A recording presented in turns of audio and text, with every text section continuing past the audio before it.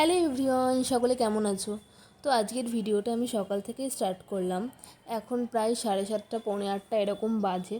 তো সকালে ঘুম থেকে উঠে দেখি আমার বর জুতো পরছে, কারণ ওর আজকে ডিউটি যেতে প্রচণ্ড লেট হয়ে গেছে। ও বেশিরভাগ টাইম মানে প্রতিদিনই সকালে 6টা কিংবা 5:30টার মধ্যে বেরিয়ে পড়ে।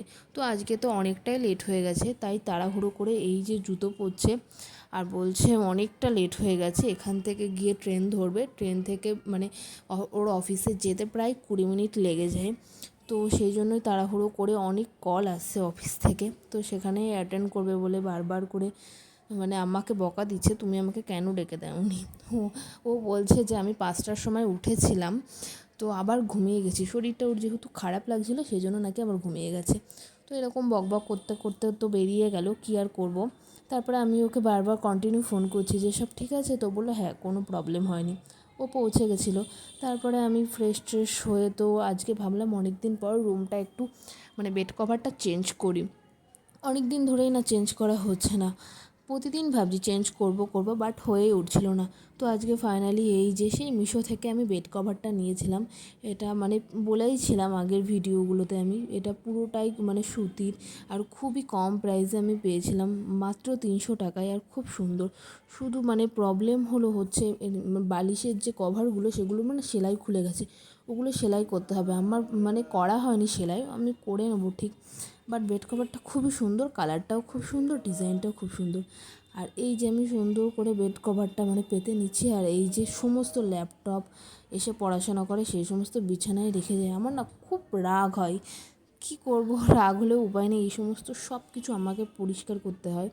তোমরা তো জানোই একটা মানে সংসারের মধ্যে ঢুকে গেলে কত কাজ থাকে, প্রচুর কাজ থাকে, সকাল থেকে রাত পর্যন্ত হয়ে যায়, তবুও কাজের কোনো শেষ নেই। আর ওই যে ক্যাথা আমার গরমে লাগবেই, কেন জানি না, যত গরমই পড়ুক না কেন ক্যাথা আমার গায়ে একটা থাকবেই, না হলে তো আমার রাতে ঘুমই আসে না। যত গরমই পড়ুক মানে গায়ে কিছু না দিলে আমার ঘুম আসবে না, এরকমই হচ্ছে ব্যাপার। তো এই যে বলেছিলাম এই কভারগুলো সেলাই খুলে গেছে, সেই জন্য হচ্ছে তোমার হচ্ছে না মানে পরাতে পারছি না।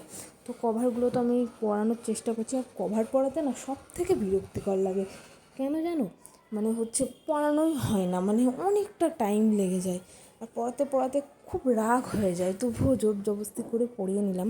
অনেক দিন ধরেই ভাবছি একটা কোলবালিশ নেব, বাট কোনো কারণে কেনাই হচ্ছে না।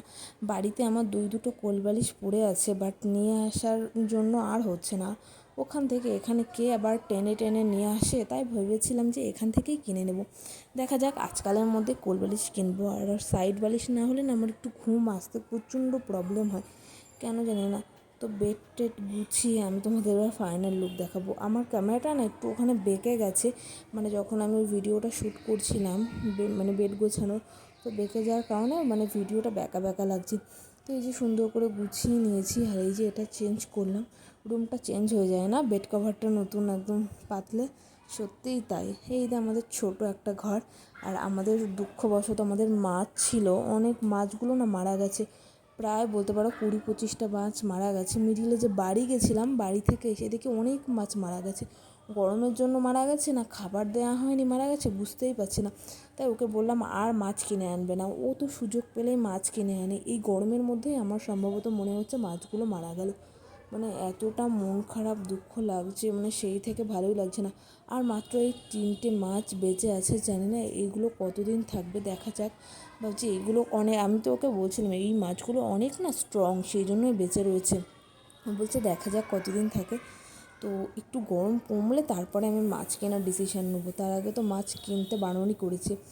তো ও তারপরে ডিউটি থেকে চলে এসেছিলো, আমি মাঝখানে বানিয়েছিলাম বিরিয়ানি, ভেবেছিলাম মানে চিকেন রান্না করব। ও খুব একটা এই পোলট্রি মুরগি মানে চিকেনটা পছন্দ করে না, এক হচ্ছে দেশি মুরগি না হলে মটন এর মাংসটা পছন্দ করে, তাছাড়া এই যে বিরিয়ানি যে নর্মাল যে চিকেন হয় সেটা বিরিয়ানির সাথে খেতে পছন্দ করে, তাই ভাবলাম যে বিরিয়ানি বানিয়ে ফেলি। ওকে ফোন করলাম, ও বললো যে হচ্ছে খাবো বিরিয়ানি।